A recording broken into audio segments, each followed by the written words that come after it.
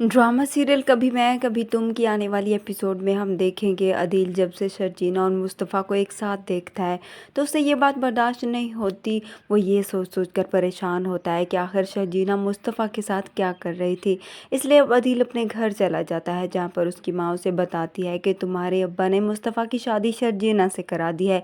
ये सुनने के बाद अब अदील तो दंग ही रह जाता है और अब शर्जीना से उसका सामना भी हो जाता है, जिसे देखकर अदील हंसने लगता है क्योंकि वो खुद को कोई बड़ी चीज़ समझता है। शर्जीना से कहता है कहाँ तुम मुझसे शादी करने वाले थी और कहाँ अब तुमने मुस्तफ़ा से शादी कर। अब जैसे ही अदील अंदर आता है तो उसका बाप जो उससे अपना रिश्ता ख़त्म कर चुका है वो अदील से कहता है जब से तुमने उस लड़की से शादी की है तो तब से हमारा तुम्हारा कोई ताल्लुक़ नहीं और तुम्हारे लिए अच्छा भी यही है कि तुम यहाँ से चले जाओ।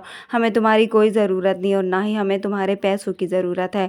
अदील ये सब सुनने के बाद अब वहाँ से चला जाता है, मगर अब अदील की माँ जिसे बर्दाश्त नहीं होता कि शर्जीना की वजह से उसके शौहर ने अपने बेटे को घर से निकाल दिया, इसलिए इस चीज़ का गुस्सा वो शर्जीना पर निकालती है। उसी से ही घर के सारे काम करवाती है, किचन का काम हो या फिर कपड़े धोने का।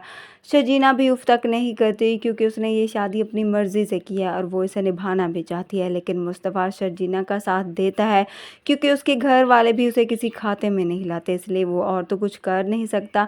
लेकिन शर्जीना के साथ मिलकर उसका हाथ ज़रूर बटाता है, जिससे शर्जीना को भी अच्छा लगता है कि मुस्तफ़ा उसके साथ है, उसकी हेल्प करता है। दूसरी तरफ मुस्तफ़ा जिसने एक प्रोजेक्ट पर काम किया और कुछ ही दिनों में 3 लाख कमा लिए, जिस पर शर्जीना मुस्तफ़ा से कहती है तुमने 20-25 दिन में गेम बना ली और 3 लाख भी कमा लिए, लेकिन तुमने अपना कैरियर नहीं बनाया।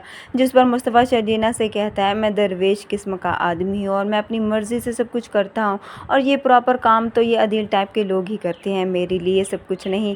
वहाँ शर्जीना जो अदील के साथ साथ उसकी माँ के रवैये से भी बहुत ही अपसेट होती है और एक साइड पर बैठी वो रो रही होती है। तो मुस्तफ़ा आकर उसे हौसला देता है, उसे कहता है तुम्हें किसी के बारे में सोचने की ज़रूरत नहीं, ऐसे लोगों को दिल से निकाल देना ही बेहतर होता है।